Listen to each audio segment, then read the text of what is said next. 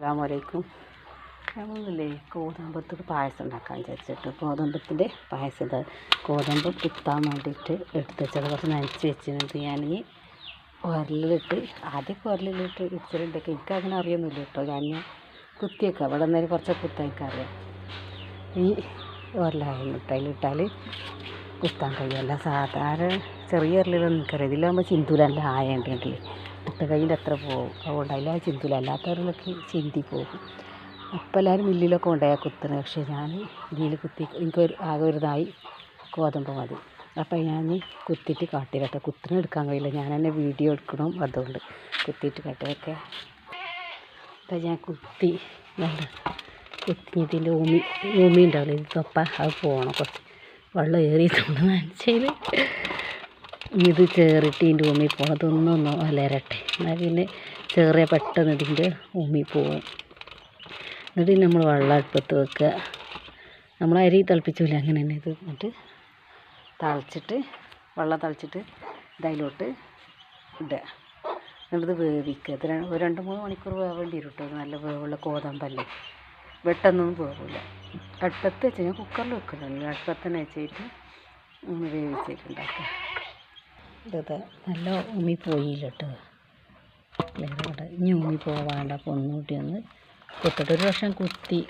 ഈ വെള്ളം ഏറി, ഇത്തിരി വെള്ളം ഏറിപ്പോയി. ഇങ്ങനെ വെള്ളം ഇങ്ങനെ പാറ്റലാണ്. ഇത്തിരി കേട്ട് ഇനി ഒന്നുകൂടി ഒന്ന് കുത്തി റെഡിയാക്കട്ടെ കേട്ടോ.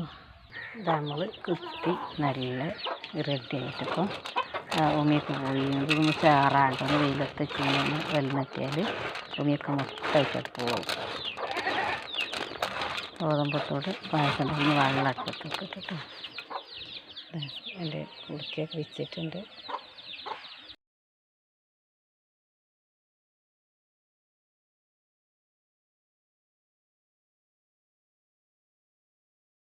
നമ്മളൊന്ന് ഗോതമ്പ് വിറകട്ടതാക്കി മേത്ത് തീർന്നു കഴുകിയിട്ട് അടുപ്പത്തിട്ട് വെള്ളം തിളച്ചാറ് ഇതിവിടെ കിടന്നിങ്ങനെ ഒരു 2 മണിക്കൂർ വേവേണ്ടി വരും. നല്ല വേവാണ് ഗോതമ്പല്ലേ. 100 റേഷൻ കടയിൽ നിന്ന് കിട്ടുന്ന ഗോതമ്പ് ഇവിടുന്ന് വേവട്ടെ. എന്നിട്ട് വെന്തിട്ട് ബാക്കി കാട്ടിടാം. ഹലോ, നമ്മൾ പായസത്തേക്കുള്ള തേങ്ങ ചിരണ്ടി വെച്ചിട്ട് മിക്സിയിട്ട് എടുക്കട്ടെ. ഇതിക്ക് ലേശം നല്ല ജീരകവും ഒരു ചെറിയ ഉള്ളിൻ്റെ കഷ്ണം ഇട്ടിട്ട് കേട്ടോ. ശർക്കര ഇവിടെ ഉരുക്കി വെച്ചിന്. നല്ല ശർക്കര ഉരുക്കി വെച്ചിന്. നമ്മൾ തേങ്ങ അരച്ചിട്ട് പായസത്തേക്ക് വേണ്ടിയിട്ട് നമ്മൾ ഇതിലേക്ക് ലേശല്ലേ പൊടി കലക്കി പറഞ്ഞിട്ട് അല്ല ഇത് കൂടുന്നതുണ്ടാവുന്നത് അരിപ്പൊടി, നല്ല വറുത്ത അരിപ്പൊടിയാണ്. ഞാൻ വേവണം. അതായത് ഇന്ന് തീ തന്നുള്ള സാറ് കത്തും. വേനലായതിനല്ല സാറ് കത്തും കേട്ടോ. സറസറായിക്കണ്ടോ. തിളച്ച് പൊടി വേവട്ടെ. ഇത് ഗോതമ്പ് വെന്ത ഞാൻ നേരത്തെ വേവിച്ചിരുന്നു. ഗോതമ്പ് വേവിച്ചത് ഞാൻ തളിച്ചിട്ട് ദൈക്കോട്ട് ഇട്ടു.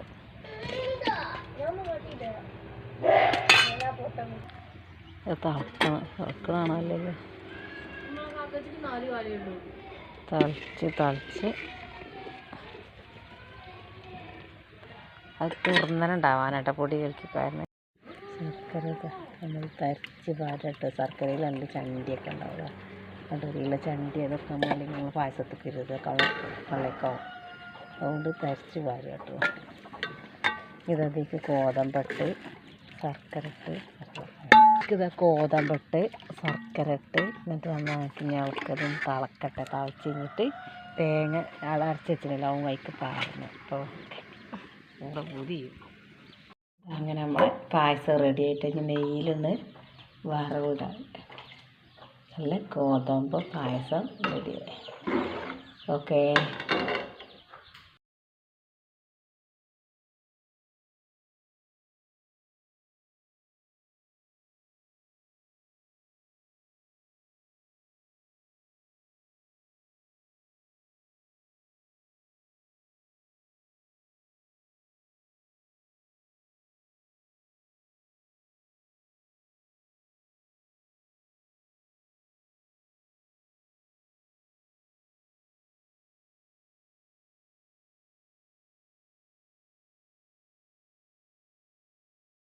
അങ്ങനെ നമ്മളെ ഗോതമ്പ് പായസം അതാ റെഡിയായി.